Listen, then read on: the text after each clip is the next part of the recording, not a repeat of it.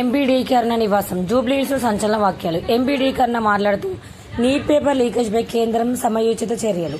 మోడీ నాయకత్వాన్ని అస్థిరపరిచే కుట్ర, దేశాన్ని అస్థిరపరిచే శక్తులను భారతీయులు సహించరు. యువతను రెచ్చగొట్టే దేశకీర్తిని అపహాస్యం చేసే ప్రయత్నం. నీట్ పేపర్ లీక్ అవగాహన రద్దు చేసి తిరిగి ఎగ్జామ్ పెట్టి పొరపాటును సరిదిద్దారు. బీఆర్ఎస్ సహాయంలో గ్రూప్ 1 పేపర్ లీక్ అయింది. అప్పుడు ఎందుకు రాజీనామా చేయలేదు? రాహుల్ గాంధీ చర్చకు సిద్ధమా? కీర్తి కోసం రాజకీయమా? కేటీఆర్ రేవంత్ రెడ్డికి మాట్లాడే నైతిక హక్కు లేదా? సరైన సమయంలో అందరికీ తగిన గుణపాఠం చెప్తామని డీకే అరుణ తెలిపారు. మీరే పాపం వాళ్ళ తరఫున పోరాడుతున్నట్టు యాక్టింగ్లు చేసుకుంటూ ప్రధానమంత్రిగా నివాసం ముందర పడుకొని ధర్నాలు చేస్తే ప్రజలు మిమ్మల్ని ఆదరిస్తారా? ఇక్కడ ఉన్న రేవంత్ రెడ్డి గారు, కేటీఆర్ గారు వీళ్ళు మాట్లాడుతున్నారు. వీళ్ళకు మాట్లాడేటటువంటి నైతిక హక్కే లేదు. రేవంత్ రెడ్డికి కానీ, బీఆర్ఎస్ పార్టీ నాయకులకు కానీ, కాంగ్రెస్ పార్టీ నాయకులకు కానీ వారికి నైతిక హక్కే లేదు మాట్లాడడానికి ఈ విషయం పైన. ఈరోజు కఠినమైనటువంటి చర్యలు వెంబడే తీసుకుంది నీట్ పరీక్షలో. ఏ రోజైతే పేపర్ లీక్ అయిన వెంబడే అనేక చర్యలను కేంద్ర ప్రభుత్వం వెంబడే తీసుకున్నది. చర్చలకు రమ్మని పిలిచింది పార్లమెంట్లో, చర్చలకు రారు. చట్టం చేద్దాం మంచిగా పర్ఫెక్ట్గా భవిష్యత్తులో ఎలాంటి ఇటువంటి మళ్ళీ పరిస్థితులు తలెత్తకుండా నూతన చట్టాన్ని తీసుకొద్దామంటే దానికి రారు చర్చకి. కేవలం రాజకీయం చేయాలి. నరేంద్ర మోదీని చూసి అసలు వాళ్ళకు కళ్ళు ఇట్లా కుడుతున్నాయి అంటే అట్లా కుడుతున్నాయి. నరేంద్ర మోదీ గారి నాయకత్వాన్ని చూసి ఎందుకు ఇంత ఈర్ష్య, ఎందుకు ఇంత బాధ? అంటే ఈ దేశం ప్రపంచ దేశాల్లో భారతదేశం కీర్తింపబడుతుంటే, మన ప్రధానికి ఇంత పెద్ద ఆదరణ లభిస్తుంటే ఎందుకు మీరు చూసి ఓర్వలేకపోతున్నారు? ఏదైనా విషయాలు వచ్చినప్పుడు ఆ విషయం మీద చర్చ జరగండి, దానికి తన మార్గాలు వెతకండి. మళ్ళీ తిరిగి అటువంటివి కాకుండా ఏ విధంగా జరగదు. ఒక రెస్పాన్సిబిలిటీ అందరూ యునైటెడ్గా తీసుకోవాలి దేశం యొక్క యువత కోసం, విద్యార్థుల కోసం. అంతేగాని రాజకీయాలు చేసి దాని మీద మేము లబ్ధి పొందుదాం, యువతను రెచ్చగొడదాం. ఏం భాష అసలు? కొందరు మాట్లాడుతున్నారు అక్కడ, అది భాషనేనా అసలు? చదువుకున్నటువంటి వాళ్ళేనా? దాంట్లో చదువుకున్నటువంటి విద్యార్థుల కంటే ఎక్కడెక్కడి నుంచి ఆవారాలు, ఎవరెక్కడి నుంచి ఎక్కడెక్కడ దూరిపోయిన దాంట్లో విద్యార్థుల కంటే ఎక్కువ వాళ్ళే ఉన్నారు. అన్ని పార్టీల నుంచి, అన్ని రాష్ట్రాల నుంచి అక్కడ పంపించి గొడవకు పంపించినారు వీళ్ళు. ఈరోజు ప్రధానమంత్రి ఈ దేశం యొక్క యువతనే, ఈ దేశానికి భవితాన్ని నమ్మినటువంటి నాయకుడు. ఈ దేశంలో ప్రతి ఒక్కరూ పేదవాళ్ళు విద్యావంతులు కావాలా, ఈ దేశంలో ప్రతి ఒక్కరు విద్యావంతులైనప్పుడు ఈ దేశం అభివృద్ధి సాధ్యమవుతుందని నమ్మినటువంటి వ్యక్తి.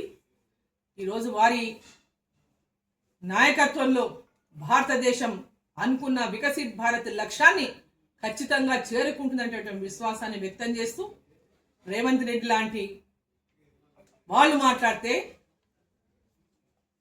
వాళ్ళకి అసలు నోరు అనేది మాట్లాడి ఇంకా ఏది పడితే అది మాట్లాడడము.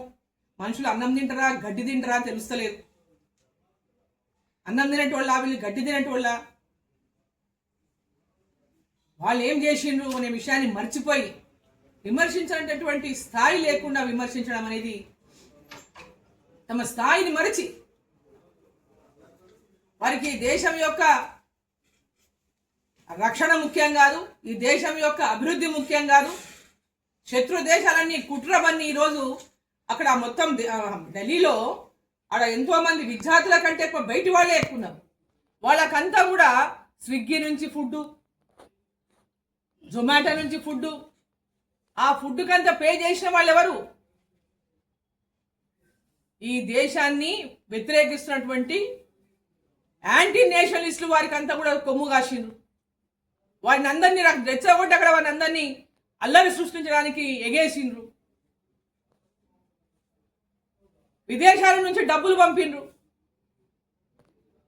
ఇవన్నీ బయటికి వస్తాయి. ఈరోజు కాకపోయినా ఇంకా 4 రోజులకు ప్రతి ఒక్క విషయం ఏం జరిగింది, ఢిల్లీలో జంతర్ మంతర్ దగ్గర జరిగినటువంటి ఆ యొక్క ధర్నా ఉద్యమం అనేది, అసలు ఉద్యమం యొక్క ఇంటెన్షన్ ఏంటిది, దాని వెనుక ఎవరెవరు పాత్రదారులు, వాళ్ళ ఉద్దేశాలు ఏంటివి, ఈ దేశాన్ని విచ్ఛిన్నం చేయడమే,